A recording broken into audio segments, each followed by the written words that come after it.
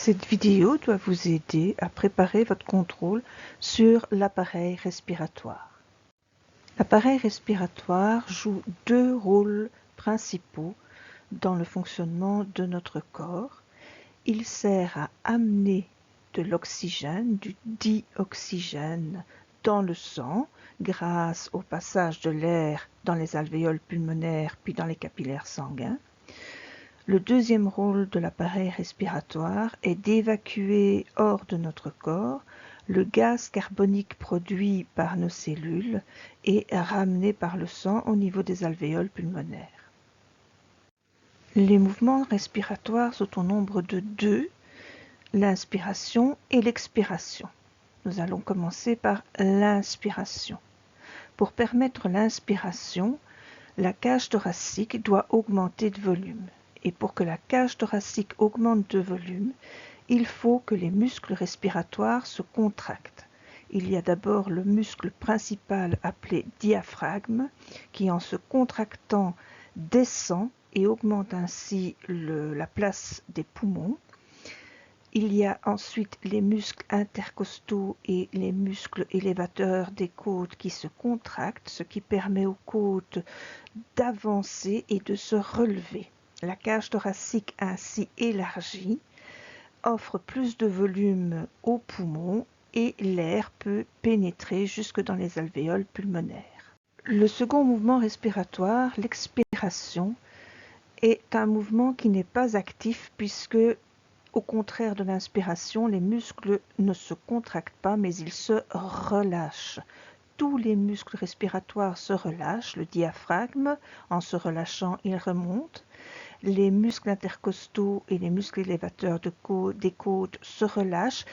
Les os de la cage thoracique reprennent leur place normale, ce qui diminue le volume de la cage thoracique et expulse ainsi l'air contenu dans les alvéoles pulmonaires. Nous allons maintenant voir les différents organes traversés par l'air dans l'ordre dans lequel l'air les traverse, ainsi que leur rôle dans la respiration. Nous commençons par les fosses nasales. Les fosses nasales, c'est le creux de notre nez, de nos narines, dans lequel se situent des poils et une multitude de vaisseaux sanguins. Les fosses nasales sont aussi recouvertes d'une muqueuse qui fabrique du mucus. Tout ça pour dire que les fosses nasales servent à filtrer l'air grâce aux petits poils qui retiennent les grosses particules, à réchauffer l'air que nous inspirons grâce au sang présent dans les nombreux vaisseaux sanguins, le sang étant à 37 degrés plus ou moins, et enfin à humidifier l'air grâce au mucus fabriqué par les muqueuses. Si on respire par la bouche, si on inspire par la bouche, on perd une grande partie de ses avantages. L'air que nous avons inspiré passe ensuite dans le pharynx, carrefour entre les fosses nasales et le larynx, et l'air traverse ensuite le larynx. Le larynx contient les cordes vocales et vous voyez sur la petite photo que lorsque l'on inspire, donc inspiration, les cordes vocales sont entrouvertes pour laisser passer l'air. Phonation, c'est quand on parle. Le larynx, l'entrée du larynx est protégée par l'épiglotte, une espèce de petit morceau de cartilage recouvert de mucus qui se déplace, qui recouvre l'entrée du larynx lorsque l'on avale, que l'on avale de la nourriture, de l'eau ou simplement notre salive. L'épiglotte sert normalement à éviter que des aliments, de la salive ou des boissons ne pénètrent dans l'appareil respiratoire. Lorsque ça arrive malgré tout, nous étranglons, nous toussons. L'air continue son trajet en traversant la trachée, que l'on appelle aussi trachée artère, puis les bronches de plus en plus petites, et enfin les bronchioles. La trachée, les bronches et les bronchioles ou bronchioles sont des anneaux cartilagineux tapissés d'une muqueuse et garnis de petits cils. Cette muqueuse produit du mucus, qui sert à emprisonner les bactéries, les virus et les poussières. Et les petits cils sont tout le temps en mouvement pour essayer de chasser ces indésirables vers le haut.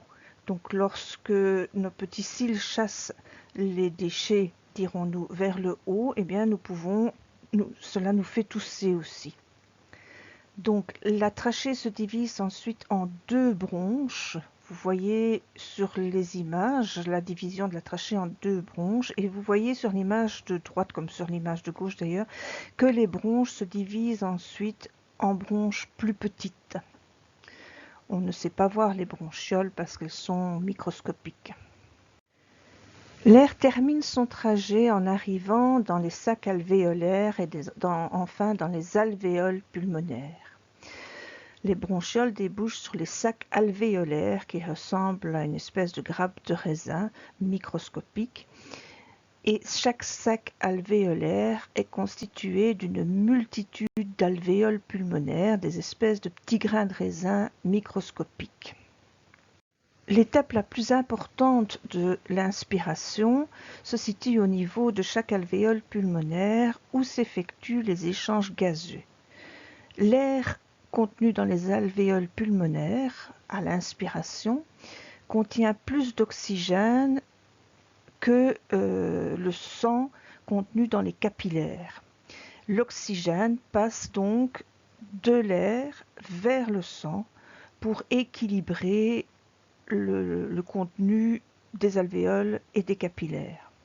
De même, le sang contenu dans les capillaires contient plus de gaz carbonique, de CO2, que l'air contenu dans les alvéoles et du coup, le CO2, le gaz carbonique, passe des capillaires dans les alvéoles pulmonaires, toujours pour équilibrer le contenu des deux, et en expirant, nous évacuons de notre corps le gaz carbonique qui a été produit au niveau de nos cellules. L'air que nous inspirons et l'air que nous expirons n'a pas la même composition. Si nous respirons, c'est pour amener de l'oxygène dans notre sang et évacuer le gaz carbonique que nos cellules produisent.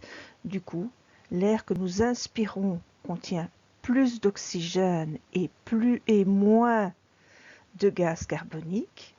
L'air que nous expirons contient moins d'oxygène et plus de gaz carbonique. L'azote contenu dans l'air que nous inspirons n'est pas utilisé par notre corps. Du coup, l'air inspiré et l'air expiré contiennent la même quantité d'azote. L'air inspiré est réchauffé et humidifié au niveau de nos fosses nasales et du mucus situé dans tout notre appareil respiratoire. Du coup, l'air que nous inspirons est plus sec et plus froid que l'air que nous expirons qui lui est plus humide et plus chaud. Toute inflammation de l'appareil respiratoire, quel que soit l'organe, provoque une maladie de la moins grave à la plus grave, en commençant par le rhume qui est une inflammation des fosses nasales, la sinusite qui est une inflammation des sinus situés sous les yeux, donc au-dessus du nez, sous les yeux et au niveau du front. Donc c'est chaque fois quand il y a la muqueuse qui devient rouge et qui fabrique plus de mucus, donc on a le nez bouché ou le nez qui coule, on peut avoir mal à la tête. La pharyngite, donc là on le voit au niveau de la gorge, laryngite, on n'a plus de voix, bronchite, on tousse, bronchiolite, ça touche plus souvent les petits enfants, les nourrissons, les bébés. Pneumonie, c'est plus grave. Pleurésie, c'est la paroi qui entoure les poumons qui est touchée. Pneumothorax, ce sont les poumons ou un poumon qui rétrécit dans la cage thoracique. L'asthme, les bronches rétrécissent. L'emphysème, les alvéoles pulmonaires, les parois des alvéoles pulmonaires se brise. L'œdème pulmonaire, c'est de l'eau qui remplit les alvéoles pulmonaires.